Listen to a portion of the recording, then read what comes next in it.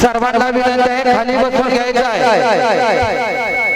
दर्शनाला येणं कंप्लीट बंद केलेले आहे। आरती झाल्यानंतर सर्वांनी दर्शन घ्यायचं।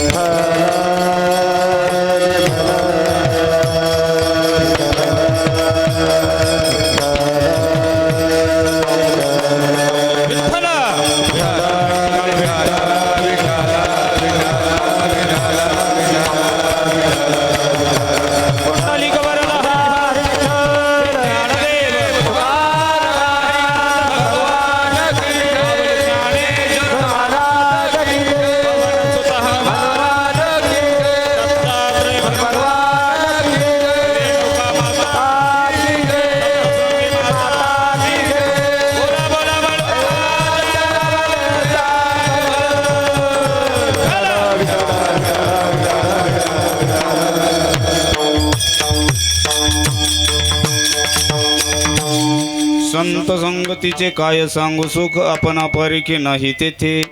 साधू थोर जाना साधू थोर जाना साधू थोर जाना कलियुगे। ये हलोकी तोची सर्वाभूती सम शरीराचा भ्रम नेने कदा। साधू थोर जाना साधू थोर जाना साधू थोर जाना कलियुगे। नामा मने गाय दूध एक सार साधू निरंतर वरते तैसा। साधू थोर जाना साधू थोर जाना साधू थोर जाना कलियुगी। विठ्ठल विठ्ठल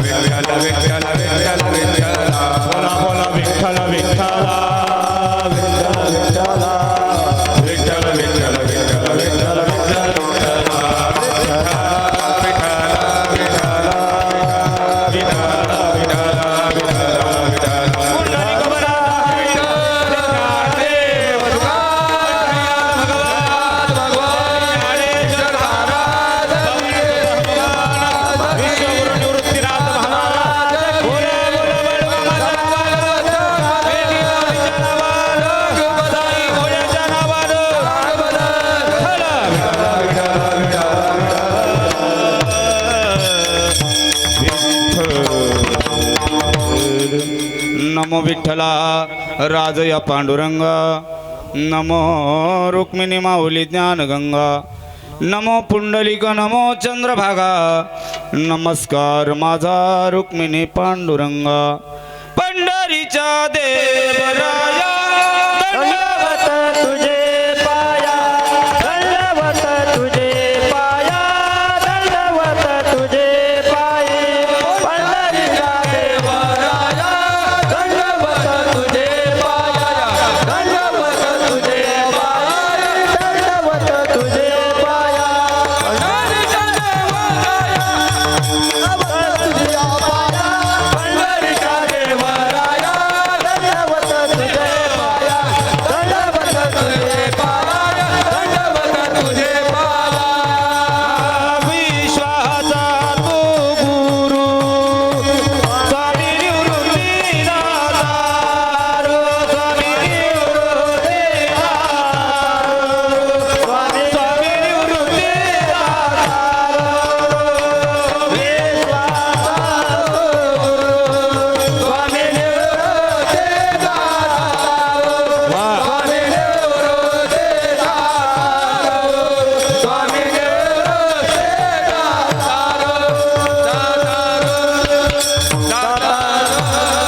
मस्तकही पायावरी व्यवहार करी संतांच्या संत संगतीचे काय सांगू सुख अपना पारिके नाही ते साधू थोर जाना साधू थोर जाना साधू थोर जाना कलियुगे.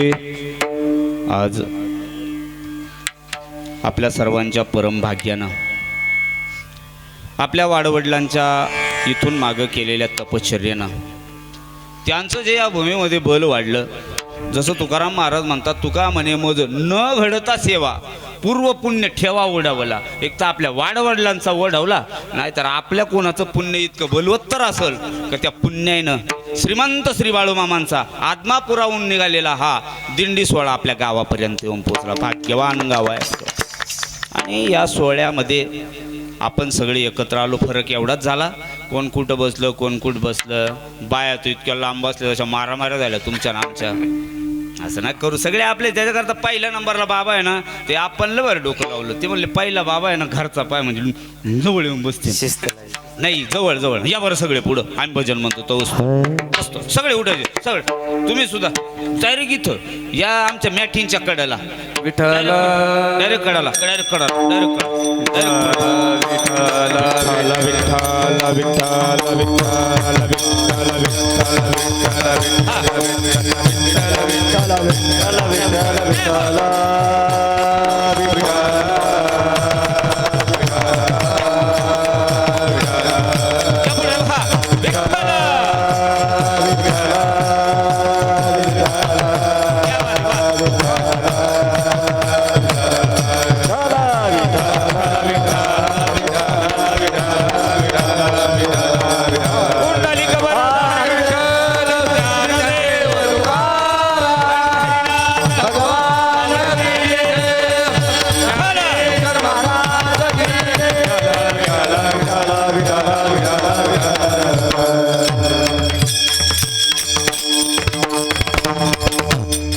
प्रथम नमन करू गणनाथा उमाशंकराची असुता चरणावरी ठेवणी माता साष्टांगी आता नमन दंडवत माझे.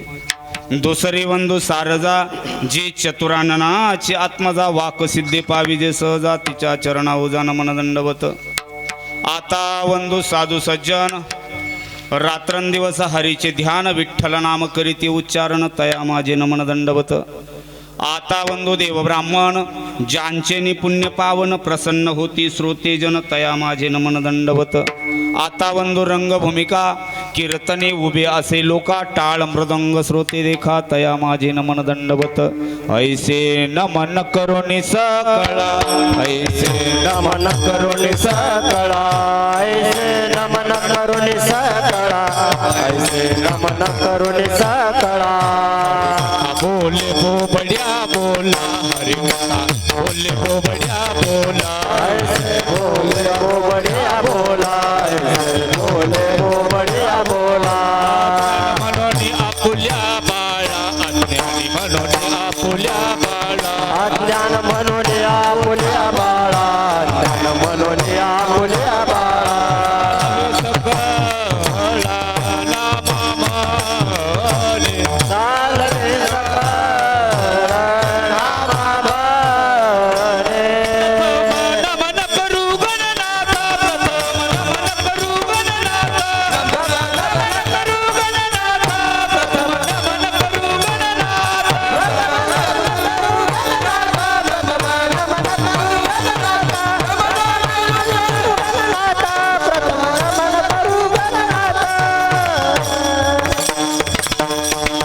संत संगतीचे काय सांगू सुख आपण अपारिके नाही ते साधू थोर जाना साधू थोर जाना साधू थोर जाना कलियुगे.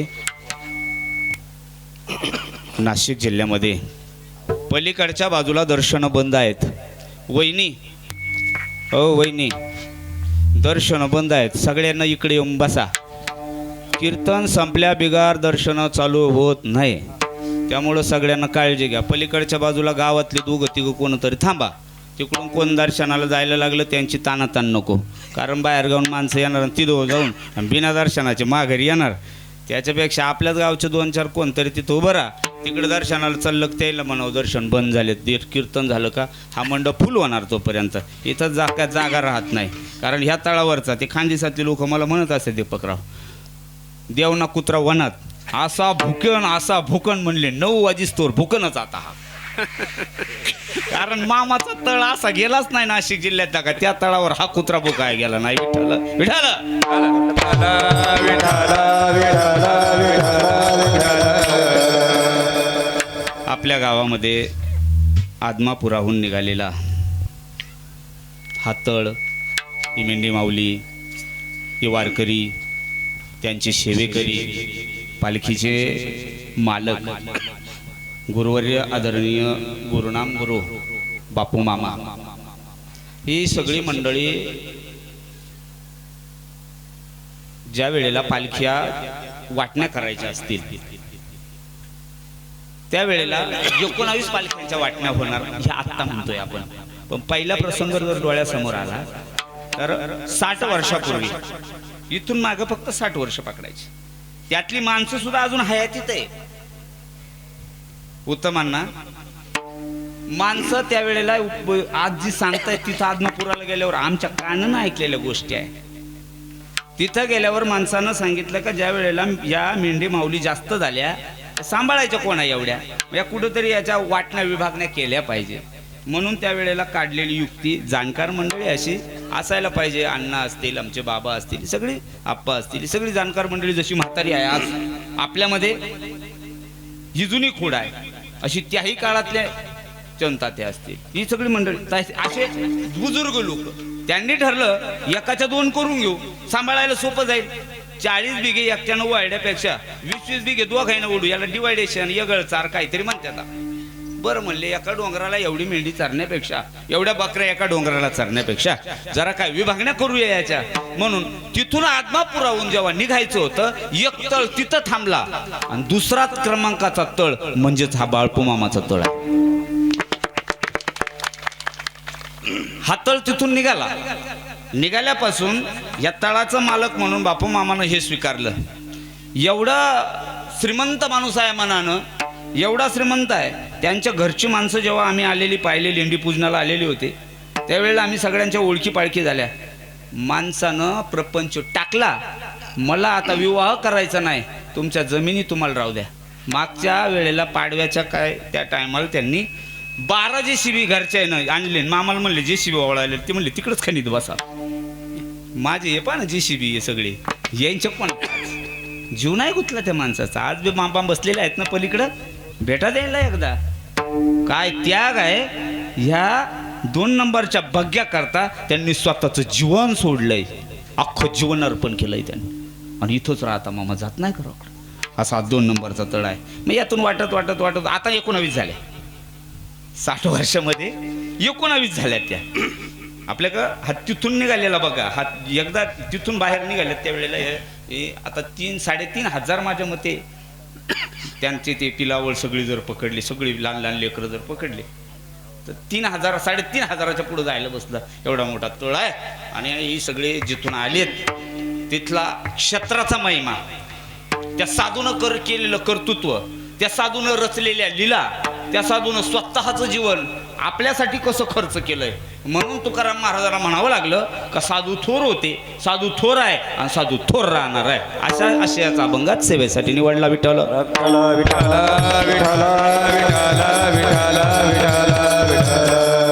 तळावर काढलेला एक गोड नियम आहे. हा काय कुठं प्रमाणात तापडत नाही, पण बापू भाऊ हा कीर्तनकारानं काढलेला नाम आहे. तळावर गेलं का 1 रुपया कोणाचा घ्यायचा नाही. आणि वरती बाबा दुसरा नियम, तळावर गेलं का दुसऱ्या संताचं चरित्र सांगायचं नाही. मग बाळू मामाच्या तळावर आलं का बाळू मामाचंच चरित्र सांगायचं. अभंग कोण्याही संताचा घ्यायचा. विठ्ठल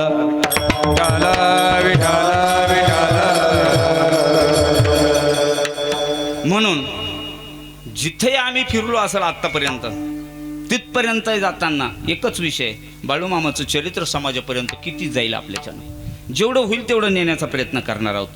म्हणून करता आजही मी तुम्हाला जो अभंग सेवेसाठी निवडलेला आहे, या अभंगाचा भाव एरवी तर आपण कीर्तनामध्ये सप्त्यामध्ये याचा सगळा भाव सांगत असतो. मानी बाबा आपला हेच चाललंय, ज्या संताचं वर्णन घ्यायचं, एखाद्या संताचं चरित्र घ्यायचं, एखाद्या देवाचं चरित्र घ्यायचं आणि गोड रूपक करून करून नटून थटून संतांचा महिमा, देवाचा महिमा, देवाची भक्ती लोकांपर्यंत आपण प्रचलित करत गेलो.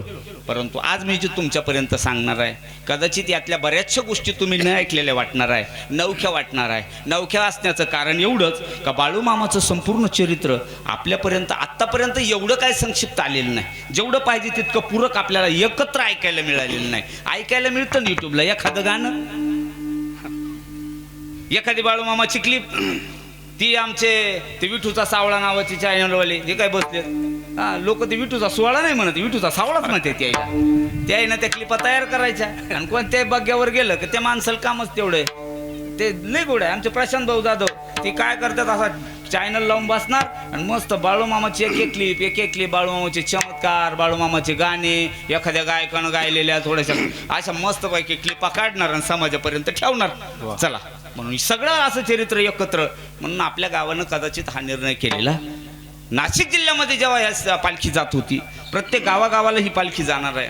म्हणून फिरत असताना कोण्या गावाला असं काय आतापर्यंत झालं नाही का मामांचं चरित्र पहिल्यापासून मामांचा जन्माच्या आधीचं ते मामांच्या समाधीनंतरचं एवढं चरित्र आम्हाला एकत्र ऐकायला मिळावं.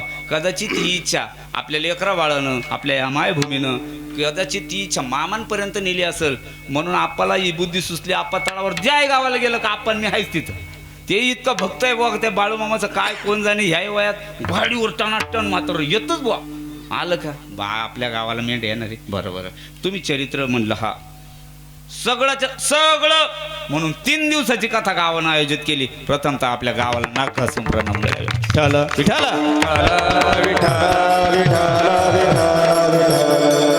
म्हणून आपल्या गावाला हे चरित्र आपल्याला पूर्णपणे ऐकायला. आणि हे चरित्र आतापर्यंत सकल संतांचे चरित्र तुम्ही ऐकलेले आहेत, पण बाळूमामाचं चरित्र असं कुठं युट्यूबला अजून कुठं थंबनेल दिसत नाही. बाळूमामाचं संपूर्ण चरित्र थंबनेल नाही. म्हणून ही कथा महाराष्ट्रात प्रथम होणार आहे.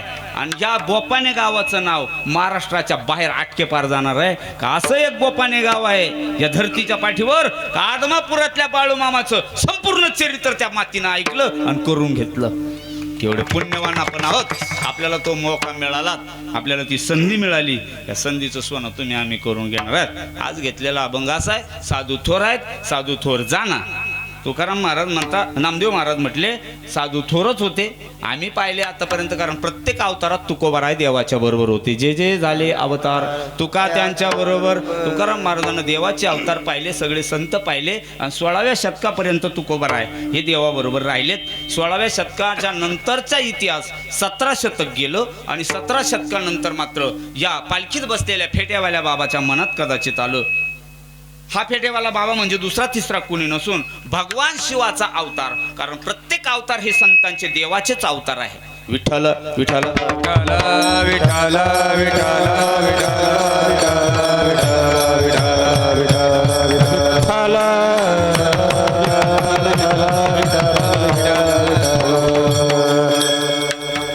म्हणून भगवंताच्या मनात आलं, भगवंतानं ठरलं, अरे प्रत्येक जातीपातीनं संत वाटलेत. वाटायचं काही काम नव्हतं, पण तुम्ही आम्ही त्यातलेच आहोत. कालच्या काळात आज तितकं राहिलेलं नाही. आता सगळे मांड्याला मांडी लावून बसतात. पण काल असं होतं, चोख भरायला मंदिरापर्यंत नाही येऊ दिलं. पंढरपुरातलं चित्र आपण पाहिलंय, नाही मंदिरात येऊ दिलं. शेवटी चोखोबराय शरीरानं गेले. त्यांच्या आस्त्या पांडुरंगानं स्वतःच्या वट्टीत गोळा केल्या आणि मंदिराच्या बाहेर आणून ठेवल्या. आजही पंढरपुराच्या बाहेरच होते, मंदिरात नाही चोखोबरायच्या असते का, ते जातीपाती मानायचं. म्हणून प्रत्येक, आता आपण जर जोडे शिवायला गेलं चपल्या, तर तिथं तुम्हाला जर त्या पाठीमागं भिंतीवर पाहिलं तर रविदास महाराज दिसणार. पण तेवढ्यात जर आपण दाढी करायला गेलं तर रविदास महाराज नाही दिसणार. मग शनिवार तिथून जर आपण निघालं, आपण जर चल म्हटले फुलं घ्यायला जाऊ, फुलं घ्यायला हारवावणाराच्या मागं जर जाऊन पाहिलं तर तिथं शना महाराज नाही दिसणार, सावता बाबा दिसणार. का बरं? कापलं तर काय वेगवेगळी निघाण करत वाटून घेतलं. आपण काय केलं? आपण वाटून घेतले. देवाच्या मनात असं, अरे न पाहे याती कुळाचा विचार,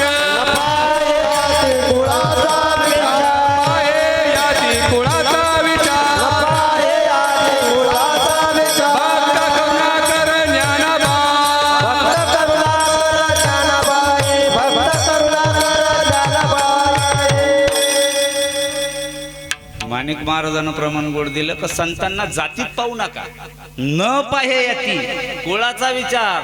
अरे तो कोण आहेस हे पाहण्यापेक्षा तो कोणाचा बघ. यातायाती धर्म नाही विष्णुदाचा, निर्णय तो ऐसा वेदशास्त्रे, तो ऐसा वेदशास्त्रे. यातायाती धर्म नाही विष्णुदाचा, निर्णय तो ऐसा वेदशास्त्रे, तो ऐसा वेदशास्त्रे. वा उत्तम, उत्तमच. हा काकड्याचा परिणाम. न पाहे कुळाचा विचार, भक्त करुणा कर. अरे याचा कुळाचा विचार नका करू, याच्या जातीचा विचार नका करू. पण सगळं झालं रे, पण लोक काय सोडायला तयार नाही. म्हणून आता मात्र एकच शिल्लक राहिली. म्हणले कोण? अरे डोंगर दऱ्यामध्ये बिचारे मेंढकं घेऊन जातात, मेंढी माऊलीचं रक्षण करतात. फक्त एवढी शिट्टी नका वाजू देऊ बा, तुमच्या पाया पडायलोत मी आता. त्यांना इतका विक्षेप व्हायला, काहीतरी एखादं बंद करा, काहीतरी करा. पण त्यानं काय होतं, यायचंय चल ना, ते लय कानाला गुण करतंय. विठ्ठल विठ्ठल विठ्ठल विठ्ठल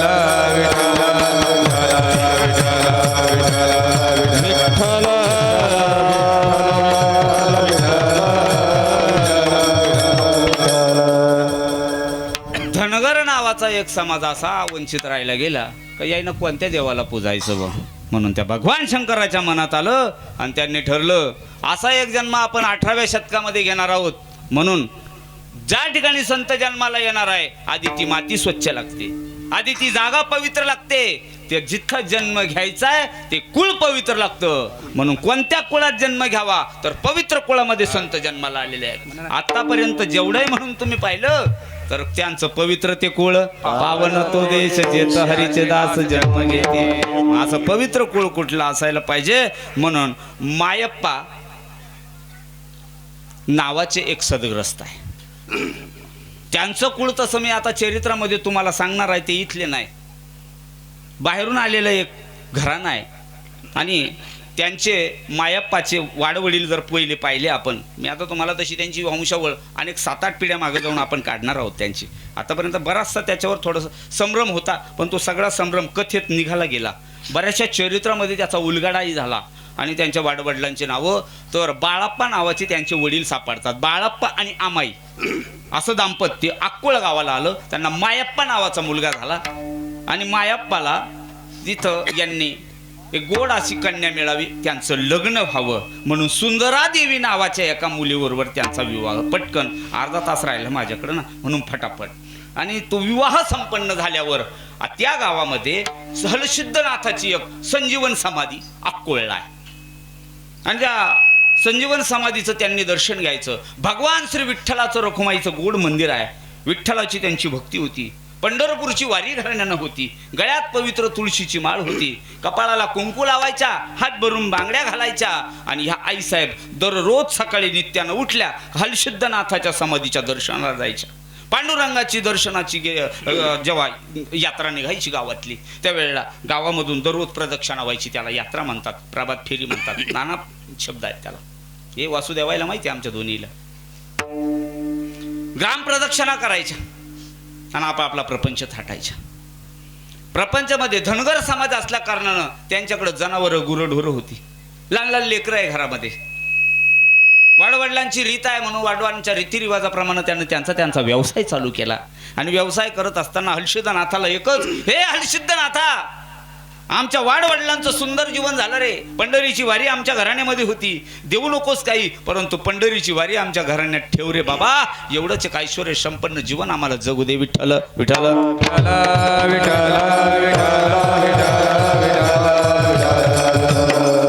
म्हणून मायप्पाला एक सत्यवा नावाच्या मुलीबरोबर विवाह झाला. आणि सत्यवा आणि मायप्पा या दोघांना मात्र आता आपापल्या घराण्याची रीतिरिवाज सांभाळता सांभाळता परमार्थही घरामध्ये चांगला केला. प्रपंच असून परमार्थ साधला. परमार्थ कुटीच्या टोकापर्यंत गेला. आणि भगवान पंढरीश पांडुरंग परमात्म्याच्या मनात आलं, हे यांना काहीतरी फळ द्यावं. एवढा गोड जर स्वच्छ नितळ परमार्थ करत असतील तर काय यांना आपण चांगलं फळ देऊ नये. म्हणून त्यांच्या पोटी जाण्याकरता भगवान शंकराला हौस वाटली. आणि भगवान शंकर स्वतः येऊ म्हणतात. भगवान शंकरजीनं यायचं ठरलं. आणि सुंदरा देवीच्या पोटी भगवान शंकरजी येणार आहे. सुंदरा देवीला एक एक दिवस वाटायला लागलं मला आता मात्र बाळ होणार आहे, म्हणून त्यांनी त्यांची अपेक्षा पती पुढं वाचून दाखवली. वाचतात बाया, इथं काय संन्यासी नाही कोण. घरून जर फोन आला येता येता चांदोडून 10-5 रुपयाचे बोर घेऊन या, समजायचं अंगणवाडीत जावा लागणार. विठ्ठल मी इथलं नाही सांगते.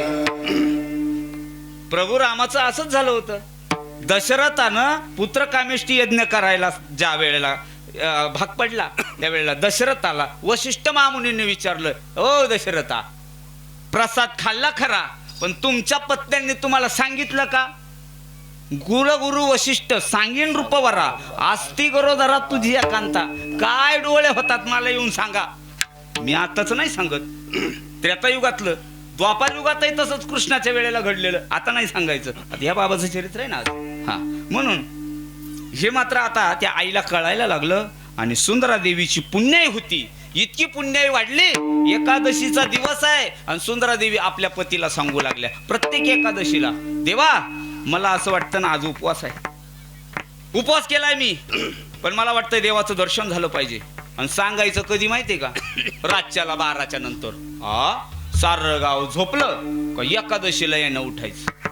आणि एकादशीचं दर्शन घेऊन आलं गावातून का अमावस्याच्या दिवशी तर नित्य नियमानं 9 महिने, पहिला, दुसरा, तिसरा, प्रत्येक महिन्याला त्यानं आपली अपेक्षा पतीला सांगत असताना सुंदरा देवीनं म्हणायचं, धनी चला ना. म्हटले कुठं? रात्र बघ ना किती झाली, येडी का खुळी तू, कुठं चला आता, चला दर्शनाला जायचं स्मशानात. हे स्मशानात जाणारी रात्र अमावस्या आहे, लोक लगीला उठत नाही. तू म्हणती नको नको मी नाही येत. नाही आलं मी एकटी जाणार. दरवाजा उघडायची धना पळत जायची स्मशानात. का जायची याचं कारण ऐका ना. तिच्या पोटामध्ये वाढत असणारा हा फेटेवाला बाबा हा भगवान शिवाचा अवतार असल्या कारणानं भगवान शिवाला घरात नाही करमत. मग भगवान शिवाचं राहणं कुठं? स्मशानात. त्याचे मित्र कोण? भूत. भूत जर नाचले तरच त्याला करमतय. भूते बेताळ नाचती, बेताळ नाचती, बेताळ नाचते, हर्षयुक्त उमापती, हर्षयुक्त उमापती, बेताळ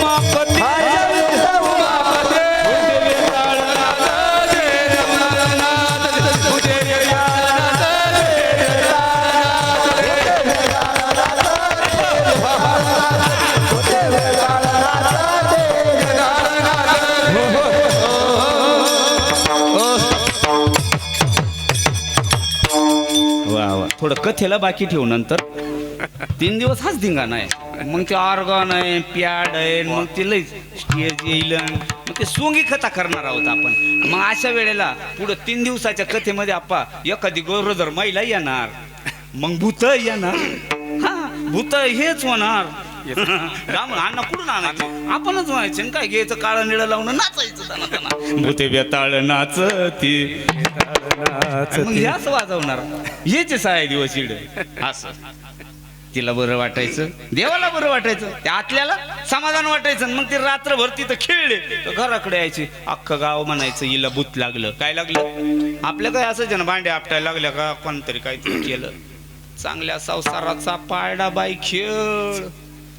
मग हा भगतन तो भगतन आपल्या का असं ते काय काल तेव्हाही तसंच होतं. मी जरा ह्या देवाबद्दल बोलतो, हा आदमापूरच्या.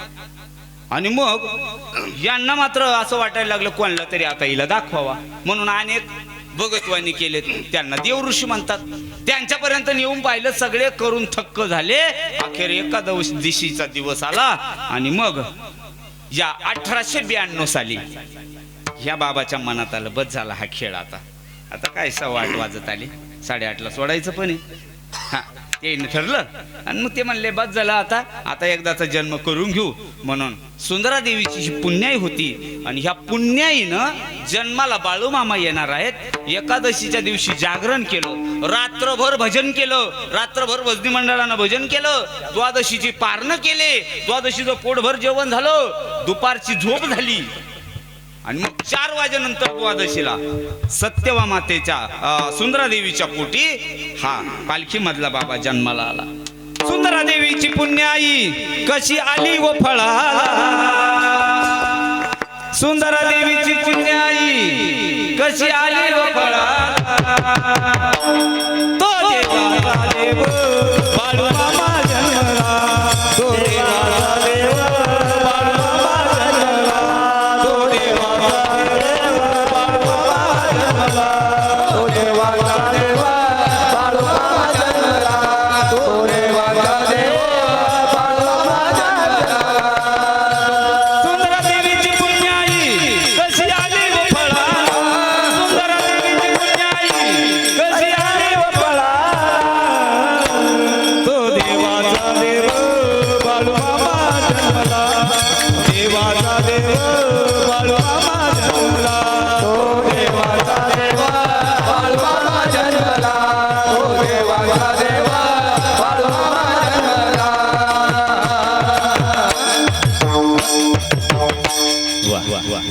ते गोड पवाडे आहेत त्यांचे, म्हणू आपण ते. आणि बाळू मामाचा जन्म झाला. गाव असं झोपलेलं, कारण 4 वाजेनंतर संध्याकाळची वेळ आहे. 4 वाजता जन्म झाला. गावाला माहीत होता कसे 7 सव्वा 7 झाले, काय आता येऊ लागले, काय येऊन बसले. तिथलं घरापुढं लोकांची गर्दी व्हायला लागली. आणि मग ते जसं बाळकृष्ण जन्माला आल्यावर जशा गवळणी घेल घालायला आल्या तशा आया बाया आल्या. आधीचे 2 लेकरं होते. आधी एक मुलगी झालेली होती, तिच्यानंतर भैरू झालेला होता, 2 नंबरचा पोरगा, आणि 3 नंबरचं अपत्य होतं. काय झालं सण काय, आता काय कसं 5-6 पुरी राहत्या, जर नवीन काय झालं तर मग म्हणत्याच काय झालं असेल कानू, कायचं काय फिंदरीत झाली म्हणले. नाही असं काहीच्या बाबतीत घडत, माझं नाही म्हणत मी. विठ्ठल सगळा गाव जमला, आनंदाला पारावार राहिलेला नाही. असा गगनामध्ये आनंद गेला. वरच्या आळीचे लोक खालच्या आळीला यायला लागले, आणि मग खालच्या आळीचे लोक वरच्या आळीला जाऊ लागले आणि सांगू लागले एकमेकाला, अरे काय आनंद आहे. म्हटले काय झालं. अरे म्हटले काय नाही बा, एवढ्या दिवस जी बाई पळत हिंडत होती ना, गावभर पळायची आणि आमुष्याला जायची आणि एकादशीला भजन करायचे करावं. अरे त्या बाईला पोरगा झाला. वरच्या आळीला कशाचा गलबला, बाळू मामा जन्मला हो, बाळू मामा जन्मला. लेकराचा पाळणा वेळणा झाला, सगळं बारसं वगैरे झालं. आता कथेमध्ये पटकन होऊन जातं. आणि मग ते पोरगा खेळायला पळायला लागलं. खेळता पळता त्यांचं पळणं खेळणं काय असं नव्हतं बाकीच्या पोरांसारखे. बाकीचे पोरं तोंडाकडून पळायचे आणि हे पोरग पाठीमागून पळायचं. विठ्ठल बाकीचे पोरं क्रिकेट खेळायचे, काय गुल्लीदंडा खेळायचे, आणि हे पोरग काट्यावर जाऊन झोपायचं. आता काय करावं. आधी बाईला हा तरास आणि झाल्यावर ते तरास. गाव म्हणायला लागलं बाळाचे पाय पाळण्याचं दिसत होत्या, त्याच्याही नाही का अशीच पळायची म्हणली. हा गाव लागलं हसायला. हसायला नुसतं नाही, गावाला तर तमाशा पाहिजेच. एखाद्याचं का असं काय निघालं, अरे त्याच्या बापजादे नुकाडी त्यात बा 7 पिढ्याच्या उतऱ्या लावून लावून काय म्हणतात, उतऱ्या पुरावण्या लावून, हा जे माहित नाही ते लिहितात. नका जाऊ द्या. आणि मग ते जरा गाव नाव ठेवायला लागलं. मग या आईनं सुंदरादेवीनं जावं, बाळा अरे गाव नाव ठेवतं रे. आया बायला विचारावं ना, मा बाळू कुडं अख्ख्या दिवसभर फिरतोय बाळा, तू काय करावं रे लेखा तुला. हे बघ चांगलं राय बाबा, गाव नाव ठेवतं रे. शेवटी आईचा जीव आहे. आईला कसंही असलं तरी ते बाबड्याच वाटतं. बावड्या आपलंच म्हणणार. भले ते काय बी त्रास देऊ, पण आई त्याच्या तोंडावरून हात फिरवायची, आई जवळ घ्यायची. बाळा लेका मी त्या बाबाची कथा सांगतो, हे बघ चांगला राहा. घरी आणलं का, घरी आणल्यावर मात्र त्यांचे वडील मायाप्पा म्हणायचे, काय याला इथं ठेवून मजा आहे. 3-4 वर्षाचं झालं हे चांगलं, काय गावालाही त्रास देऊ लागलं. लोक काय चांगलं म्हणत नाही. मग कोणाकडे तरी रोजाबाजीनं ठेवा. जुना काळ आहे तो, 60 वर्षापूर्वीचा मोठा काळ, मागचा काळ आहे तो. आणि मग मात्र आता म्हणू लागले काय करायचं. म्हटले काय नाही, आता याला कोणाकडे तरी ठेवणं गरजेचं आहे. म्हणून त्या काळामध्ये असणारे चंदूलाल शेठ वाणी असा एक मोठा वाणी आहे तिथं. त्या वाण्याकडं गुरढोर आहे, काम धंदा आहे, म्हणून त्या वाण्याकडं या बाळप्पाला ठेवण्यात आलं. बाळप्पाला तिथं नेऊन ठेवायचं ठरलं. घेऊन गेले आणि घेऊन गेल्यावर सांगितलं, आमचं पोरग जरा तुमच्याकडे कामाला राहू देता का, तुमच्याकडे 10-5 गाड्या आहे म्हणले, इकडे तिकडे ड्रायव्हिंग करायला जावंच लागत नाही, काही तर काचा पुसायचं तरी काम करीन, राहू द्या बुवा. असं तिथलं त्या चंदूलाल शेटवाण्याचं गळड. म्हणलं राहू द्या. म्हणून ते पोरग तिथं ठेवायचं ठरलं. शास्त्री बाबा मग पोरगा ठेवायचा आहे, हे पोरग बरोबर घेऊन गेले आणि हे बसले घरात जाऊन चहा पेत. यांच्या चालल्या गप्पा. तोवर हे पोरग बाळाप्पा गेलं आणि जवळ होती एक गाय. ती गाय होती आजारी. बऱ्याच दिवसापासून उपचार करून करून गाय पार मराया झाली. ती गाय काय चरा खाई ना, म्हणून हे गेले आणि त्या गाईला का ग ए माते, अगं खाऊन घे, कशाला उपवास धरते. हे पालखीत बसलेलं बाबा, बालवय आहे 4 वर्षाचं. अगं उपास तापास करून काय होणार आहे, आणि आपण मेलं बी तर कोणाला काय चिंता आहे. एक मेली तर दुसरं करतीन. इथं तर असे मतलबीच आहे. दुसरं गेलं तर तिसरं करतीन, यांचं गेलं तर हे करतीन आणि त्यांचं गेलं तर ते करतीन. ते इथं कोण कसं राहत नाही. अगं तू गेल्यानं कोणच्याला फरक पडणार आहे. तिला कळलं गायला. गाय म्हणली खरंय, इथं गेल्या कोणाला काय चिंता पडणार आहे. घे खाऊन एकदाच. गायनं किती मोठा चारा खाल्ला तवर. यांच्या चालल्या गप्पा आणि येवतं गायला ताट ताट ताट ताट घालीत. घे खाय, अगं चांगलं होईल तुझं, अगं खाल्ल्यानं बरं असतं. पोटाला खाल्लं का तब्येत सुधरती, नाही तर अशी वाळून चालली म्हणली पार बॉम्ब लावून झाली. काय घेणं लोकायला, कशी झाली तरी खात जावा माणसानं. असं ते सांगत होते, मी नाही तुम्हाला सांगत. खात जावा म्हणले असं कोथळ्याची कोथळ्या व्हावं माणसानं. हा काय ताण आहे बुवा. नुसत्या भाकरी करायच्या गावा गावा आपणच खायच्या, त्याला नंतर वाढायच्या. पहिल्यांदा 10-5 भाकरी आपण खाऊन घेत जावा ना, चांगलं का नाही. कोण पाहतं किती केल्या आणि किती राहिल्या. ते गाईला सांगू लागले. गाईला भाषा कळाली. गायनं खालो आणि खिडकीतून जेव्हा त्याने सगळा हा चमत्कार पाहिला. आपली गाय चारा खात नव्हती. लोक मतलबी राहतात. ज्याच्यामुळे चारा खाल्ला हे पोरग तर इथं ठेवायचं म्हणतात. चंदूलाल शेटवानी लोलपले. ते म्हणले राहू द्या राहू द्या, पोरग चांगलं गुणी दिसतं गड्या. म्हणले राहू द्या, असं गुणी भेटलं कोण म्हणून नका राहू देऊ. आता समजा एखादा गायक असं आपल्याला भेटला, एखादा वादक भेटला, रुपया घेत नाही, दाना कीर्तन काढतो, कोण म्हणाल याला नका आणू. कोणी नेईन ना. गुणी फुकट भेटल्यावर कोण नाही म्हणतं राहू द्या. म्हणून त्या बाळाप्पाला तिथंच नोकरीला ठेवून घेतलं. विठ्ठल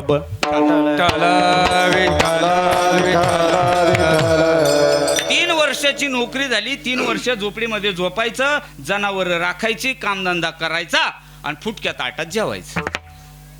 गड्याची ठेपलंय असं जुन्या काळात. आता तुम्ही पाहिलेलीत गडी, तर आम्हाला गडीच माहित नाही. गडी राहिली नाही. जाऊ द्या. या बाळाप्पाला झोपडीमध्ये ठेवलेलं, फुटकं ताट जेवायला दिलेलं. हे म्हणले असाच जर जेवत बसलो तर आपलीच संगत लोकाची कधी होणार आणि लोकाला संत थोर आहे कधी कळणार. कारण आज अभंग साधू थोर घेतला ना, त्याच्यामुळं म्हणले हे माझी थोरवी लोकाला कधी कळायची आणि जगाचा उद्धार कधी व्हायचा. आपण इथं लोकांच्या चाकऱ्या जर करीत बसलं. 7 वर्षाचं वय झालं आता त्यांचं. आणि 7 वर्षाचं वय झालं यांनी ठरलं रात्री त्यांच्या जेवलेल्या थाळ्याला आदेश केला, चमक आता तू. मग ते मागा शिट्ट्या मारायचं, पण आता शिट्ट्या मारायचं असं माईक बंद झालं ना, तसं त्याचं ते थाळा लागला चमकायला. ते जेवायचं त्याला थाळा बनायचे. त्याला होते छिद्र चादर, जुनं होतं. गाड्याला कोण चांगले भांडे देतं. आणि मग ते त्यांच्या ताटाला छिद्र असल्यामुळे त्या छिद्रातून प्रकाश पडू लागला. त्या चंदूलाल शेटवाण्याची आई, त्या आईनं सहज जनावराला चक्कर द्यावा म्हणून बाहेर आली बंगल्यातून. पाहू गेली आपल्या घरात तर लाईट नव्हता. चमकत आहे काय म्हणून पाहायला गेली, तो त्या थाळ्यामध्ये तिला काहीतरी उजेड दिसला. माय जरा आणखी जवळ गेली. जवळ जाऊन पाहते ना, ती होती वाण्याची. त्यांच्या देवाचंच दर्शन त्या आईला त्या थाळ्यामध्ये झालं. तो देव दिसू लागला. आईनं ते थाळा उचलला, घरात घेऊन आली. चंदू, हे पुरा चंदू, हे बघ काय चमकतंय. म्हणले काय आई, हे बघ. अरे यामध्ये तर आपल्या देवाचं दर्शन झालंय. मला यामध्ये देव दिसला. चंदू तुला? म्हणले मलाही दिसला. त्यांना ते देव दिसायचा. ते छिद्र नव्हतं दिसत, त्यांना दिसायचा देव होतं छिद्र. हा चमत्कार हे देवानं पहिला चमत्कार केलेला. पहिला देव दिसला. गेले आणि ते ताट देवघरात ठेवून दिलं आणि त्याचं दररोज दर्शन चालू झालं. दररोज त्याला ओवाळायचं, पूजा करायची. याईनं त्या छिद्राकडं पाहिलं का त्यांना जैन लोकांसारखं जसं पूजा करतात त्यांना त्यांचा देव दिसायचा. देव दिसला का समाधान वाटायचं. मग यांना 9 ताट घेऊन दिलं त्यांनी. कोणाला? त्या बाळाप्पाला. चांगलं 9 ताट कोरं करकरीत आणून दिलं. ते म्हणले मी नाही जेवत. 3 दिवस उपास धरला बा पोरानं. मी जेवणार नाही, या ताटात खाणार नाही. म्हणले अरे चांगलं, यापेक्षा चांगलं लागलं चांगलं आणून देतो. नाही, मला माझंच पाहिजे. ते म्हणले तुझं नाही, सोन्याचं माग पण तुझं नको. तू कोणत्याही धातूचं सोन्यापेक्षा मोठा अजून काय असेल होन बिन माग, सोन्याच्या 4 पट किंमत आहे होनाची, ती माग. हे नाही देणार. ते म्हणले नाही देत ना, लक लागू तुला ताट आहे तुला आणि तुला प्रपंच बी. जवळ हे ताट तुझ्या देवाऱ्यात राहील तोपर्यंत तुझं घर सोन्यानं सजलेलं राहील. पण ज्या दिवशी हे ताट घरातून जाईल त्या दिवशी तुझ्या घरावर गोड्या नागराचा गाढवाचा नागर फिरल्याशिवाय राहणार नाही. आजही अकोला जाऊन बघा, कोणाला विचारायचं फक्त चंदूलाल शेट वाण्याचा बांगला कोणता आहे, जाऊन बघा काहीच राहिलेलं नाही, नुसती उंदरं खेळा त्यात. विठ्ठल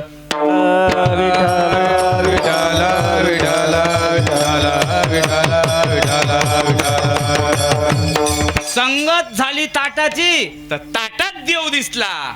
संगत झाल्यावर संताची, ज्याला संगत होईल, ज्याची संगत होईल त्याचं सोनं झाल्याशिवाय राहत नाही. पतन उद्धार संघाचा महिमा, उद्धार सर्वांचा महिमा, पतन उद्धार संघाचा महिमा, उद्धार सर्वांचा महिमा. अगम संत सेवे, संत सेवेनं झाला देव संत सेवे. हळूहळू मग आता त्यांनी ठरलं आपण घराकडे जायचं. मजल दर मजल घरी निघून आले. घरी आल्यावर बाप म्हणू लागला, हे अरे चांगला माणसाकडे तुला ठेवलेलं, घरी निघून आला, चांगलं नाही केलं बाळा, हे परत जा निघून. बाबा जाणार नाही. 8 वर्षाचं वय झालेलं. 8 वर्षाचं पोरगं सांगू लागलं, मला शाळेत जायचं नाही, मला कोणाच्या तिथं नोकरी करायची नाही. आणि मग काय करणार तू? अरे इकडे तिकडे त्रास देत पोराबरोबर खेळण्यापेक्षा अरे जाय त्या श्यामबाबा बरोबर, टाळ टूळ जरी वाजवलं तर 1000 500 देते लोक. नुसतं मागं टाळ जरी घेऊन उभं राहिलं तरी 500 भेटते. आता सध्या 500ला किंमत कमी झाली. इना घेतलं तर 1100 देत्या, पक्खोत वाजवलं तर 2000 देत्या. आणि 10व्या दुव्याची डबल तारीख धरली तर 2-2 3-3 हजार भेटत्यात. हल्ली बाबाईचा दुष्काळ पडला आपल्या भागात. युवा कीर्तनकार राहिले कुठं? आता आपल्या गावात एक पोरगी आहे आणि आपल्या जवळपास म्हणलं तर श्यामबाबाच आहे. मग राहिली कुठं? मोजायला लागले गावं तुम्ही? मोजीच्या नाहीत असे लांबून काढीच्या. पण तिथलं असंच झालं. ते इकडं तिकडं काय हा ते आमचा डायलॉग याकडा ते दररोजचं चालतं आमचं दोघायचं. ते म्हणते असते नको सांगायला. आता त्यांनी मला पदवी दिलेली, सांगूनच जातो मी. मग कधी मनात राहत नाही, मी कधी बाय माणसासारखं आहे, फक्त दाढी झाली मला. अरे हा ना मम्मी, मग मनात मी जे वाचलं का ते सांगत असतो. मला रावत नाही, सांगूनच जातो. त्यांनी मला पदवी दिलेली आहे. ते म्हणत असतात कोणी गायनाचार्य, कोणी मृदंगाचार्य, कोणी विनाचार्य, कोणी प्राचार्य आणि श्यामबाबा दशक्रियाचार्य. अरे बाळा काहीतरी कर रे बाबा. म्हणले काय करू मी, काय करायचं नाही मला. पण बाबा ऐका ना माझं एक वाक्य, एवढं वाक्य तुम्ही ध्यानात ठेवा बाबा. म्हणले बाबा तू नुसते वाक्य फेकीत होत, काहीतरी कर. म्हणले काय बरं बोलू द्या याला काहीतरी. धनी बोलतो ना, बोलू द्या. आई आहे शेवटी ती. जवळ घेतलं, पदरानं पुसलं. बोल बाबा बोल.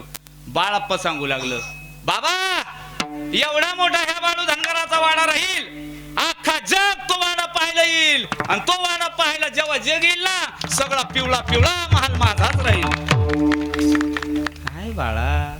आणि यांना हा वाडा करायचा होता. तोपर्यंत हा आदमापूरचा वाडा नव्हता, आधारबार नव्हता.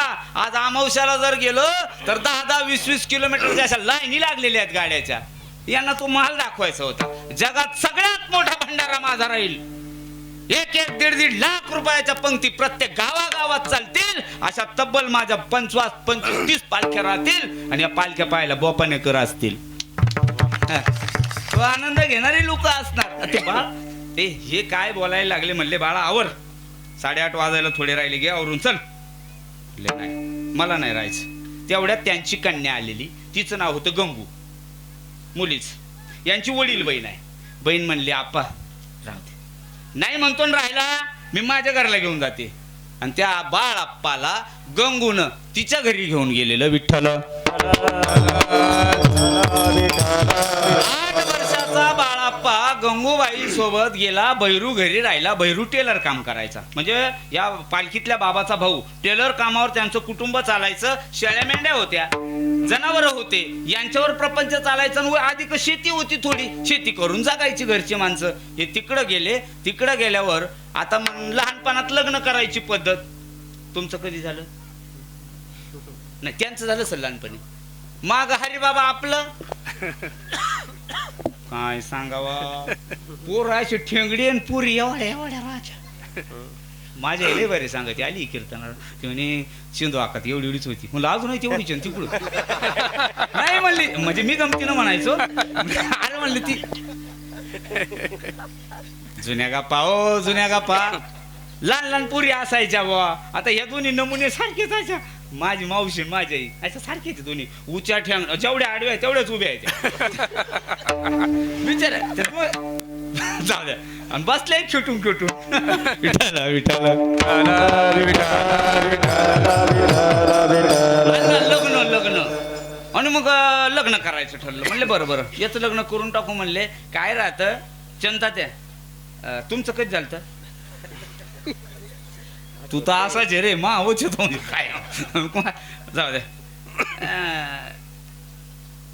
लग्न करायचं अरे हे पायकुटी घातल्याशिवाय सुधारायचं नाही म्हणले पोरं जर लय वळवळ करायला लागले सुनील भाऊ तर घरची एवढंच म्हणतात एकदाची यायला पायकुटी पायकुटी म्हणजे बायको दुसरं काय मग बायको करायची ठरली ये म्हणे मला लग्नच करायचं नाही अरे मला लग्न करून पोरं सोरं होण्यापेक्षा माझ्या स्वतःचे पोरं माझ्या नावानं नाव घेतील यात काय नवल आहे अख्खा जगाचा बाप मला व्हायचंय आणि सगळा जग मला बाप मानणार आहे पालखीत बसून मिरवणार आहे मला 2-4 पोरायचा बाप नाही व्हायचं आणि हे काय काय आणि त्यांची वाक्य म्हणजे अशी असायची हा अगदी हृदयाला छिद्र पाडून जातील अशी वाक्य बाळूमामाची अरे सगळं जग मला बाप म्हणलं पाहिजे जगाचा बाप मी होणार आहे आणि मला काय करायची बायको करून एकीचा नवरा होण्यापेक्षा एकाचा बाप होण्यापेक्षा जगाचा बाप झालेलं कितीकच चांगलं हे म्हणले एकदाच आता लवकर लग्न करा आता ठेवू नका म्हणून मग लग्न करण्याकरता पोरगी पाहायची ठरली म्हणले याची त्याची पोरगी पाहण्यापेक्षा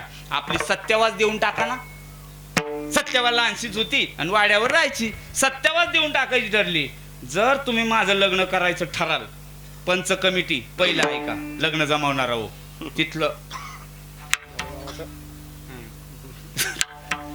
जो माझं लग्न ठरविल उत्तमराव माझं नाही बाळूमामा म्हणायला जो माझं लग्न ठरविल त्या लग्नाच्या मंडपामधूनच त्याची तिरडी निघल ये ना म्हणले डोक्यातून गेले जाऊ दे निघू दे माझी निघल ना निघू दे पण तो लग्न एकदाच होऊ दे लवकर मुहूर्त पाहिला आपण परवाला लग्न लावणार आहे इथं बाळूमामाचं सगळे लग्न कथेतून पाहिले तुम्ही गोपालकृष्णाचे लग्न पाहिले रामाचं लग्न रामायणातून पाहिलं तुम्ही श्रीमद भागवतामध्ये कथामध्ये सगळे लग्न पाहिलेले आहेत भगवान शंकराचं शिव महापुराणात लग्न पाहिलं पण बाळूमामाच्या लग्नाची कथा अजून कुठं प्रसिद्ध नाहीये आपण बोपाने गावामध्ये बाळूमामाचं लग्न 17 तारखेला लावणार आहे कोणाला जर इच्छा असेल एखाद्यानं पुनर्विवाह करायचा पुनर्विवाह म्हणजे दुसरी बायको नाही हा हा हा बापू जसं तुमचं झालं वय एकदा पुन्हा जर इच्छा असन तर नटून थटून आपले आपले भावया बिवया कापून बिपून तुमच्या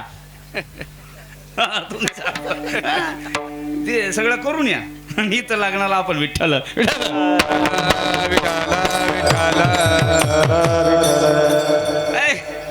मग लग्न ठरलं लग्न ठरल्यावर नामा म्हणे लग्न व्हायचं झालं बरं बरं लग्न पार पडलं आणि ठरल्याप्रमाणे कारण बाळाप्पाला त्या गावामध्ये नोकरी करत असताना बहिणीची चाकरी करत असताना बहिणीचे ते कचडे बछडे वळत असताना बहिणीची सेवा करत असताना जनावर रानात घेऊन जायचे ना त्यावेळेला एक सिद्धी प्राप्त झालेली होती तेवढी सांगतो फक्त वेळेच्या आत संपल म्हणजे बरं विठ्ठल बाळाप्पा बोललेलं खरं होतं कशावरून तर त्यांना लहान वयातच वयाच्या 8व्या वर्षी त्यांना एक सिद्धी प्राप्त झालेली ती कशी झाली तेवढं ऐका फक्त कोण जर म्हणत असेल की यांना वाचा सिद्धी कुठून मिळालेली होती तर हा एवढा जर तुम्ही दृष्टांत ऐकला तर आपल्याला कळणार आहे उगा त्यांच्या चरित्रामध्ये 3-4 पानावरच पुढं दिलेली आहे लय गोड कथा आहे तेवढी छोटी आहे एका विहिरीपर्यंत गेलेत जनावर यांची चरायला तशी डोंगराला बसलेली आणि विहिरीच्या काठावर हे बसलेले आहेत विहिरीत खाली तळात पाणी आहे अचानक काही साधू माणसं चाललेले दिसले ते साधू नव्हतेच ते देवाचे अवतार आलेले होते आणि त्यांनी ठरलेलं होतं की यांना सिद्धी प्राप्त करून द्यायची म्हणून बाळाप्पाला त्यांनी आज्ञा केली बाळाप्पा विहिरीत पाणी खोल आहे आम्हाला तेवढं पाणी पाचतो का ते म्हणले विहिरीत पाणी खोल आहे हे जर तुम्हाला दिसतं मला पाचतो का म्हणतात ना हे जर पाणी तू पाजलं तर हे बघ इथून पुढं तू जे बोलशील ते खरं होणार. हा हा अवघड विहिरीचे पाणी पाजता आशीर्वाद दिला. त्या बाळूमामाच्या आरतीत आहे बघा 3रं चरण, लय गोड आहे. आता नाही वेळ आपल्याकडं. हा आणि बाळूमामानं त्यांना ते अवघड विहिरीचं पाणी आणून पाजलं.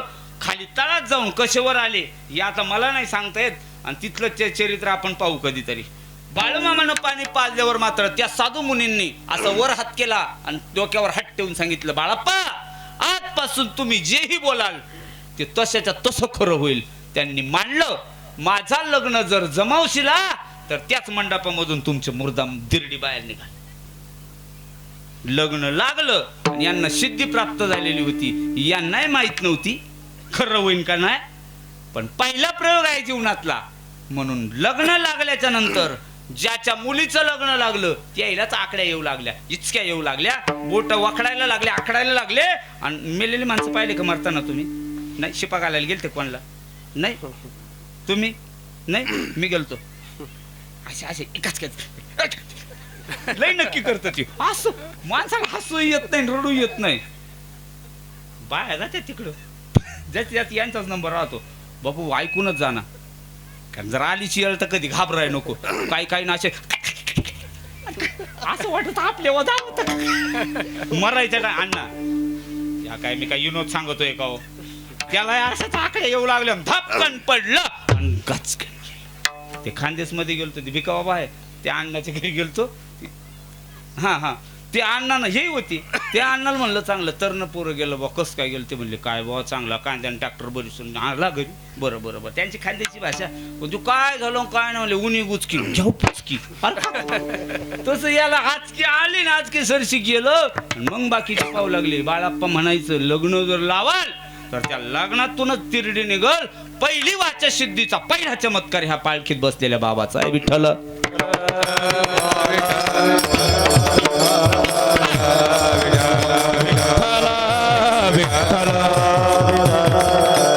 मग मात्र आता त्यांनी ठरलं, मला जर आता मृत्यू येणार आहे तर मृत्यू समायला काहीतरी यांची घरच्याची सोय लावून जावा. म्हणून त्या जावयाचा हात धरला आणि मुलीच्या हातात दिला. आजपासून ही मुलगी तुम्हाला दिली, पण या कुटुंबाची जबाबदारी तुमची आहे.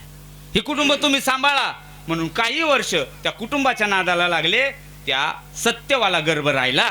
गर्भ राहिल्यावर यांनी रानावनात राहायचे. धनगर समाज आहे. रानावनामध्ये राहत असताना त्या मेंढ्या चारायची, वाघर लावायची.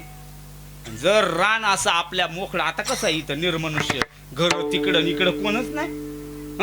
जंगल होतं, काट्या कोपाट्या होत्या. हे पुरी सत्यवा ऐके म्हणले बोला. यांना वाची सिद्धी होती. हे रान चांगलं नाही, इथं भूत आहेत, पलित राहत्यात. अमावस्या आहे आज, गर्भ आहे तुझ्या पोटात, 7वा 8वा महिना तुला चाललेला आहे. जर एखाद्या काळ छत्रीनं घातला तर याला जबाबदार मी नाही. म्हणले मग याच्याकरता काय करू? काय नाही करायचं, रिंगणाच्या बाहेर जायचं नाही. मामानं असं रावटी टाकलेली. आजही बघा हे आपल्याकडे जे मेंढ्या घेऊन येतात, असा झेंडा उभा करणार, फोटो लावणार, अगदी तिथं देव मांडणार, रिंगण करणार. पहिल्यापासून पद्धतच आहे त्यांची, मामापासून रीत आहे त्यांची. रिंगण मांडलं जाऊ नका म्हणले. मला जर हो हो हो हो करायचं असलं मग ते 1-2 खड्डा करायचा आणि इथंच करायचं. रिंगणाच्या बाहेर जायचं नाही. रान चांगलं नाही, पण ऐकल तर बायको कसली तुमचं नाही हो. ऐकून घेणारच नाही. हा बाय म्हणली काय होतं त्याच्यानं. आणि बायला माहेराचं लई नाद. तिकडल्या सांगतो मी, इकडल्या नाही. अक्कोळच्या आईला म्हणू लागले, आई उद्या जत्रा. म्हणले हा. आपण गेलं पाहिजे. अगं पोरी गेलं पाहिजे. यानं घातलं रिंगण, दाखवली ना भीती. काय होतं त्याला. चल पोरगी निघाली. पहाट पहाट अमावस्याच्या आगल्या दिवशीची रात्र आहे. बाहेर निघाल्या दोघी जणी. जाहीर रस्त्याने गेल्या का भला मोठं जनावर आडवं व्हायचं, फणा काढायचं, फुसफुस करायचं, रस्ता बदलायचा, पळायच्या, इकडं जाय तिकडं जाय. अशीच लाईट जायची यायची, घाबरायची. लाईट गेली का धड धड धड करायचं. काय होईल बाई, काय होईल बाई, काय नाही होणार, पुन्हा येईल ती बा आली. असंच व्हायचं. नाही मलाही वाच्याशी होतच चालली आता थोडी थोडी. विठ्ठला बरं ठरलं का नाही? सावध राहा महापौन. विठ्ठल हे म्हणले बघा, या रस्त्याने जायचं नाही, ह्या रस्त्याने जाऊ, त्या रस्त्याने जाऊ. सगळे रस्ते संपले आणि वळत वळत दोघीच्या दोघी नेमक्याच तळावर आल्या. म्हणले आल्या का जाऊन जत्राला? म्हणजे तुम्हाला कसं कळलं? म्हणले तुम्हाला जो वळीत होता तो काय हा इडिया बसेले ना कडाला टोपी घालून, तो काय फणाकडून बसले आप्पा काय कडाला बसलाय म्हणला. हाच होता का? म्हणले हाच आडवा तिडवा यायचा. म्हणलं प्रत्येक तळाव भेटायचं. म्हणलं हा बायला कळालं काय सोपं नाही. अमावस्याची किट्ट रात्र आहे आणि मग वाचासिद्धी आम्हाला वाचासिद्धी प्राप्त झालेली होती. म्हणले या तळातून आता बाहेर जायचं नाही जाणार. ऐकलं, रात्र घोर झाली. पुरीच्या पोटात दुखायला लागलं. इतकं दुखायला लागलं, आईला सांगू लागली, आई माझ्याच्यानं नाही ग बसवत. बाई असंच होतं, तुला लेकरच झालेलं नाही, तुला काय माहित. मला तू झाली, मला माहिती आहे ना कसं होतं. तुम्हाला झाले का? मलाही पुढे झाले, पण मी चरित्रात वाचली. आपल्याला नाही माहिती, आपल्याला फक्त गोळ्या औषधं दवाखाने आपल्याला यांचं तिथलं चरित्र सांगतो मी. पोटात दुखायला लागलं, जरा जास्त दुखायला लागलं म्हणून ती म्हणली एक काम कर, थोडी बाजूला जाऊन बस. मलमूत्र विसर्जन होऊन गेलं ना पुरी बरं वाटल. अमावस्याची रात्र आहे, मध्यरात्र ओलांडून गेली, काळ कुट्ट रात्र आहे. बाजूला बोक्यांचा आरडाओरडा चालला. काही कावळे कुत्रे आजूबाजूने गुरगुर करतात एकमेकावर. झाडावर बसलेले कावळे खालच्यावर आणि खालची माकडं वरच्यावर गुरगुर गुरगुर करायची. रात्र झाली जास्त आणि मग ही पोरगी जरा रिंगण ओलांडून बाजूला जाणार, नेमकी अशी शिट्टी वाजली आणि जोरानं गागली, आई ग. गर्भपतन झाला. पालखीतल्या बसलेला बाबा बाजावर बसलेला होता. काढला सांगत होतो रांडीच्या आहोत तुम्हाला दोघीला, रिंगणातून बाजूला जाऊ नका. झाला ना घाला, घातला ना काळा ना घाला, गेलं ना लेकरू. माझं ऐकत नाही ना, आजपासून तुमच्यासाठी मी मेलो, माझ्यासाठी तुम्ही मेल्यात. दोघींना सोडलं, दिवस उगला आणि मामानं घराचा रस्ता धरला. विठ्ठल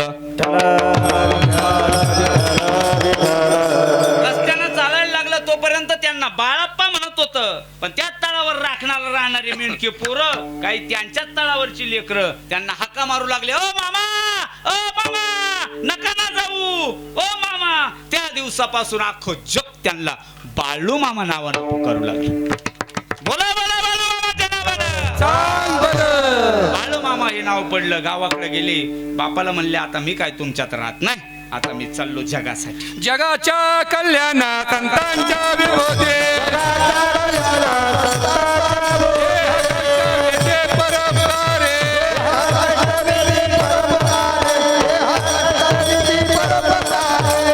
जगाच्या कल्याणाकरता आमच्या विभूती आहे. देह कष्टवणार आहे म्हणून संन्यास घेतला, प्रपंच टाकला, बाजूला निघाले. रस्त्यामध्ये एका बाप लेकाचं थोडस भांडण झालेलं. बाप पोराला काहीतरी म्हणत होता आणि पोरगा बापाला काहीतरी म्हणत होता. हे बाळू मामा तिथे गेले. काय झालं रे पोरो? काय नाही म्हणले. पोरग म्हणतो वारुळ नागरायचं. बाप म्हणला वारुळ नागरायचं नाही. माझ्या आज्यापासून मी गा पाहतोय यशेत, इथं घुंगरू वाजताय काहीतरी, खाली आवाज येतो. ब्यानं विचार केला, संताची संगत जर झाली आणि संताच्या संगतीत जर आलं तर जगाच्या उद्धाराकरता कामात येईल आपल्याला, यात काहीतरी विशेष सापडणार आहे.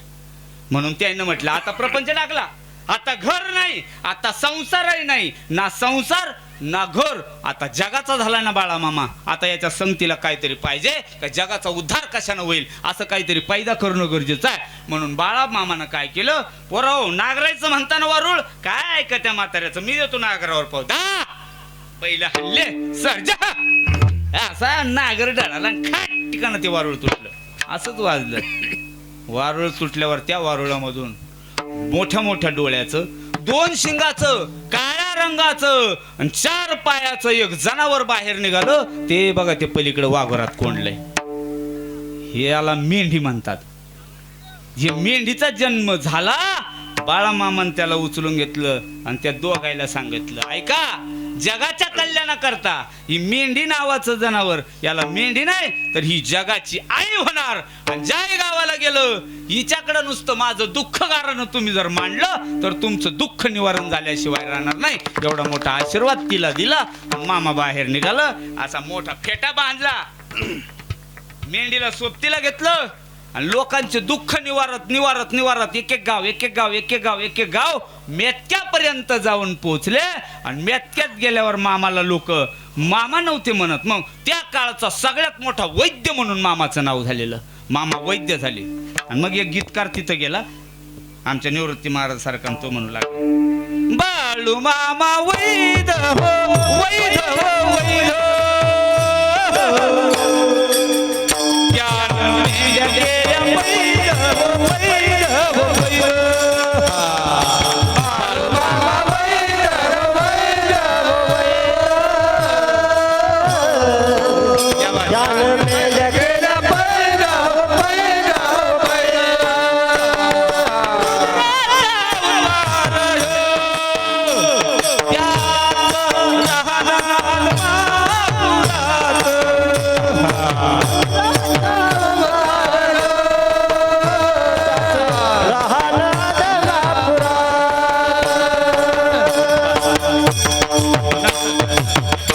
सगळे गाणे सगळे होईल. आता वेळ आपला संपला. मेंढी माऊलीला घेतलं. तिथं गेले. तिथे गेल्यावर मात्र मेंढी माऊलीला आता ठेवलं. एकाचे दोन दोनाचे चार मोठं कळप तयार झालं. मामाकडे लोक येऊ लागले. मामा म्हणले पोराव एक काम करा. पाडवा जवळ आला. किती? अरे 4-5 दिवस पाडवा आला फक्त. हा हा हा अरे 4-5 दिवसावर पाडवा आला. लोकांना संग्रहित करण्याची गरज आहे. मला काल आकाशवाणी झाली. मामाला आकाशातून आवाज आलेला ओ बाळू मामा अरे लोकांना संग्रहित करा. लोकांना काहीतरी ज्ञानार्जन होईल. यांना प्रसाद मिळेल. लोकांचे दुःख कोणाला सांगणार लोक ते तुमच्या संगतीत येतील. तुमच्या जवळ येतील. असं काहीतरी करा. काय करू? डोंगरात आकाशवाणी झाली आणि आकाशातील ढगानं आकाशातील मेघानं आकाशातील देवानं सांगितलंय बाळा मामा एक काम करा. मेतक्यामध्ये सप्ताह चालू करा. आणि कोणतं मुहूर्त वगैरे काही नाही. पाडव्याला त्याचा शेवट झाला पाहिजे असा सप्ताह करा. बाळूमामानं सप्त्याची पहिली संकल्पना लोकांना सांगितली. लोक म्हणले करायचं कुठं? कोणत्या गावाला घेता? सप्ताह करायचा. हा छत्रपती जन्माला यावं पण कोणाच्या घरात खर्च येतो ना. तलवार लागल, टोप लागल, गोल्ड लागल, शिकवायला मामाची सुभेदार लागल, किल्ली कुठं आणायची एवढी संपत्ती? मग घ्या कुठं घ्यायचं? गंगाराम पाटील नावाचे एक पाटील होते मेतक्याचे. गंगाराम पाटील म्हणले घ्या आमच्या गावाला चला. आणि मग गंगाराम पाटलानं पहिला सप्ताह गुढीपाडव्याच्या मुहूर्तावर घेतलेला. आता आपला मुहूर्त तोच आहे. काय काळ साधलं गोपाने करतो मी. मामाचा चरित्रातला पहिला सप्ताह आणि बोपानेकराचा पहिला सप्ताह साधला हा पर्व काळ. आता त्यांचा सप्ताह आताच आहे ना. मेतक्यापर्यंत गेलेला सप्ताह आहे तो. मेतक्याची पर्वणी हीच आहे जी पर्वणी तुम्ही साधली. काय काळ साधला बघा. आज किती तारीख? 14, 15, 16, 17, 18, 6 आणि 19 तारखेला प्रसादाचं कीर्तन आहे आपल्याकडं. 7 बरोबर सप्ताह साधवला. तुम्ही गुढीपाडव्याचा विठ्ठल गंगाराम पाटलांना हा सप्ताह तिथं घ्यायचा ठरला आणि सप्ताह घेतला. सप्ताह सुरू झाला. सप्त्याचा काला झाला. द्वादशीला काला होता. आपलंही तसंच होईल. गुढीपाडव्याच्या दिवशी संध्याकाळी कीर्तन होईल आणि सकाळी मामाची दिंडी दुसऱ्या गावाला जाईल. काय काळ आहे बा. असाच पर्व काळ तिथं साधला. त्यांनी मेतक्यामध्ये तो करायचा ठरला. तो तिथं त्यांनी गोड असा सप्ताह केला. तब्बल 7-8 वर्षे तिथं सप्ताह चालला म्हणे. आता नाही वेळ बघू आपण तो सप्ताह. चांगला दणदणीत सप्ताह झाला. लोकांना तिथं मग लोकांना दुःख घेऊन आलो. एकच दुःख सांगतो शेवा आटपतो. काय बाया गुमायच्या त्या काळात. काय माणसंही गुमायची. गुन्हा असं तसं नाही. देवाला सुद्धा दत्त्या देवाला दत्त्या काय करावं हिला. दत्तू सुद्धा नाही. दत्त तर बाजूलाच राहिला. जा दे. मामा म्हणले या बाया आणि माणसं निश्चित कवळ्या घालतात नाळ्या बसायच्यात. काय करावं यायला. म्हणून मामानं त्या लोकांना आवाहन केलं आणि स्वर्गामधून मेतक्याच्या सप्त्यात एक दांडा आणला 14 फुटाचा.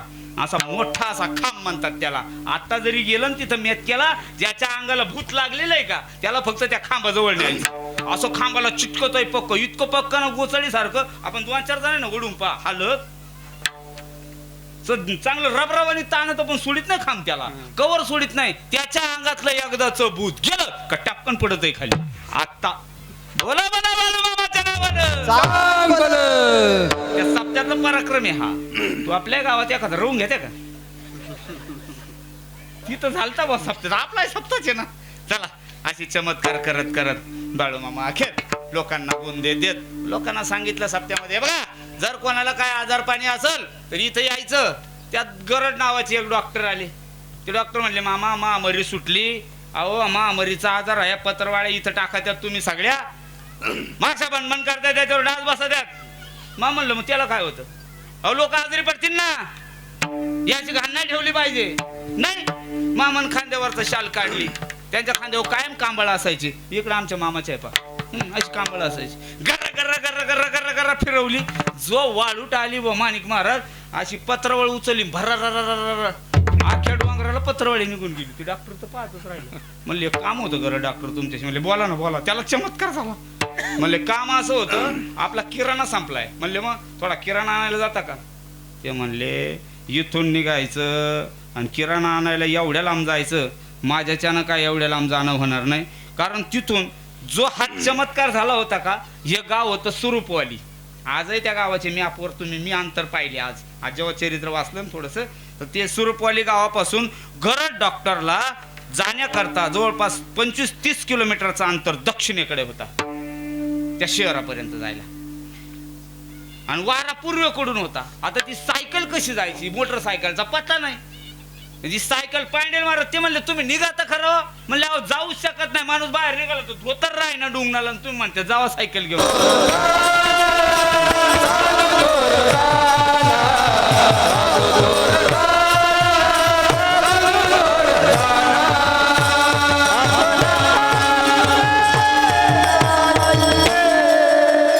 वा वा वा, उत्तमराव, उत्तमच उत्तमच. कोण टाळ्या वाजवा त्यांच्या.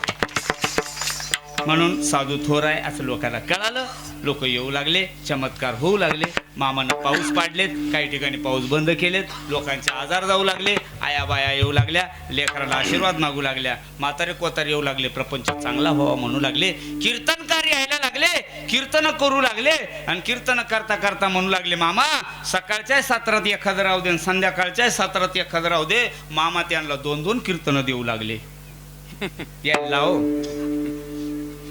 चांगलंच होऊ लागलं. एकतरी दिवस आहे का खाली? ही मामाचीच कृपा ना, दुसरं काय. हा ही कृपाच चांगलं आहे. महिन्याचं चार्ट टाकतात मुद्दाम. आमचं भाऊ तर लगेच बनवितात. 1 तारखेपासून तर 30 तारखेपर्यंत प्रत्येक महिन्याचा चार्ट व्हायरल. शांबाबा म्हणले दिष्ट लागायची, म्हणले नको टाकू, देईल एखादा काही करणे करून. ते म्हणले माळू मामा काय करणे करील, त्यालाच उलटी होईल म्हणले. हा जाऊ द्या चला. बाळूमामाचा चमत्कार घडत गेला. एक दिवसानं मामाचं हे चरित्र वाढत गेलं आणि आपल्या बोपाने गावापर्यंत आलं. आपल्याला जर कोणाला काय मागायचं असेल तर बाळूमामाकडे मागून घ्यायचं. सांगायचं देवा 5-7 दिवस आम्ही तुझी सेवा करू रे, तुझ्या बकऱ्या आमच्या घरला घेऊन जाऊ, आमच्या कांद्या वांग्यात फिरून आणू, आमचं शेत चांगलं पिकू दे. 700-800चा कांद्याचा भाव आहे ना बाळूमामा, लय नाही पण 1500 ते 2000 रुपये आमचे कांदे जाऊ दे. दरवर्षी आम्ही 1 सप्ताह करू गड्या, पण असा भाव आम्हाला राहू दे. आमच्या मका 4000 रुपयानं जाऊ दे, आमच्या सोयाबीनला 5000चा भाव कवायना पण कायमचा राहू दे. आमच्या बाजरी 5-7 हजार रुपयानं, गव्हाला 4-5 हजार रुपये भाव राहू द्या. काय हरकत 1 सप्ताह करायला पुनरंभाऊ आपल्याला, करी जाऊ ना आपण, काय अडचण आहे. फक्त बाळूमामाने वरच्या लोकायला एवढं सांगावं ना, आपल्या शेतकऱ्याचं कल्याण हो. जे नोकरीवाले त्यांना नवा आयोग लागावा, कीर्तन करायचे, पाकिट वाढावं, बाकीच काय आपलं म्हणणं काहीच नाही. मा करतो नको मागू काही तुमचं. हा चला, असं बाळूमामा आपल्या सगळ्या इच्छा पूर्ण करतील. म्हणून मामासाठी एक गाणं आणि कार्यक्रमाचा शेवट. मामा बरं झालं आलात तुम्ही आमच्या गावात. मामा तुम्ही आमच्या गावात आलात ना, आमच्या गावाचं सोनं होईल आणि आमच्या गावाचं सोनं केल्याशिवाय तुम्ही जाणार नाही. याच्याकरता मामासाठी एक गाणं मस्त पैकी होणार. लागली याचा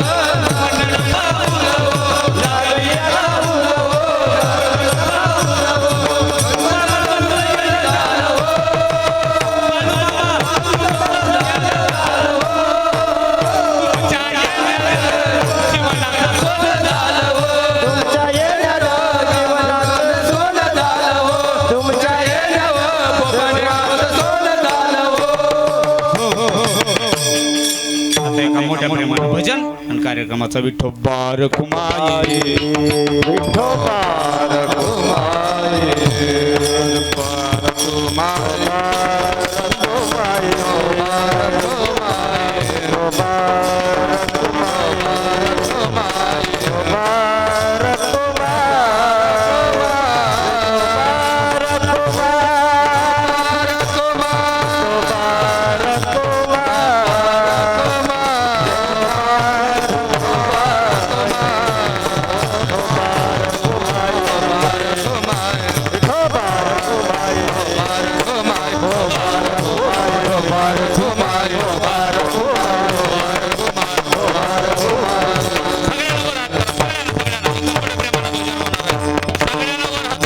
मस्त एकदा टाळी झाली पाहिजे. टाळ वाजत नाही, पखवाज वाजत नाही, काहीच नाही, फक्त टाळी. हा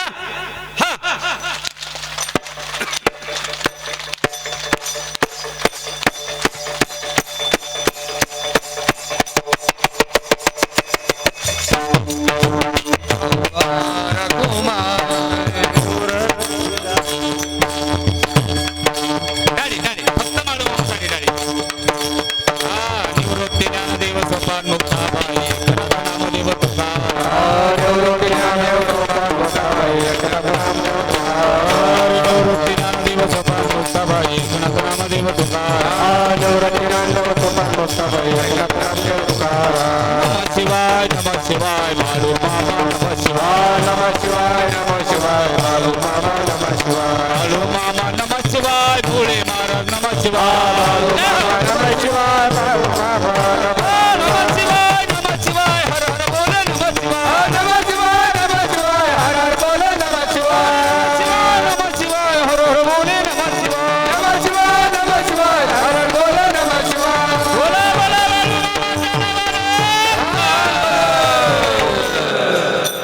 चांग भलं म्हणजे असं, चांग म्हणजे चांगलं आणि भलं म्हणजे मोठं. सगळ्याचं चांगलं भलं हो, याच्याकरता चांग भलं माझे मामा आशीर्वाद देणार. म्हणून आता झालेली सेवा मामांच्या चरणावर समर्पित करू. उद्याचे कार्यक्रम आप्पा मला म्हणले उद्या येणे प्रमाण होणार आहे. सकाळी काकडा, नित्यानं दिवसभर मेंढी माऊलीचं सगळ्या आपल्या ग्रामामध्ये प्रत्येकाच्या घराघराला जाणार. तिथं जाऊन मेंढी माऊली आपापल्या अंगणामध्ये घेऊन जा, कोणाच्या घरात घेऊन जा.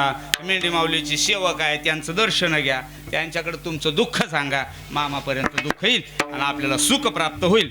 उद्या त्यानंतर संध्याकाळी हरिपाठ आणि रात्री 7:30 वाजता कीर्तन सुरूच होईल आणि 8:30 वाजता संपूर्णच जाईल. आदरणीय वंदनीय महाराष्ट्राच्या लाडक्या कीर्तनकार सीमाताई काळे यांचा कीर्तनाचा कार्यक्रम उद्या होईल. यानंतर परवाच्या दिवसापासून 7 वाजता कथा सुरू होऊन ते कंप्लीट 8:30 वाजता कथा संपली जाईल. जो तुमच्या पुढे पुतळा आता बडबड करतो याचीच कथा होणार आहे. हीच बडबड ऐकायला मिळणार आहे. प्रत्येक चरित्र आपण असं सांगणार आहोत का आपल्याला बाळूमामा नाव जरी कोणा विचारलं बोपाण्याचं म्हणलं घाबरला पाहिजे. यायनं सगळं बाळूमामा चरित्र ऐकले गडे असं नाव आपल्या महाराष्ट्राच्या बाहेर आपलं बोपाण्याचं. बाप बाळूमामाची इतकं मुतकथा आपल्याला आपण इथं ऐकण्याचा प्रयत्न करणार आहोत. आता यानंतर आमचे परम मित्र पालखीचे जोरदार तडाखेबाज बोलणारे सगळ्यात कडक वक्ता जर असेल तर आमचे मामागड्या लय भारी. त्यांचे 5-10 मिनिटं आपली होणार, त्यांची कथा होणार आणि यानंतर आरतीसाठी आपल्याला जायचं. विठोबा रखुमाई ज्ञानेश्वर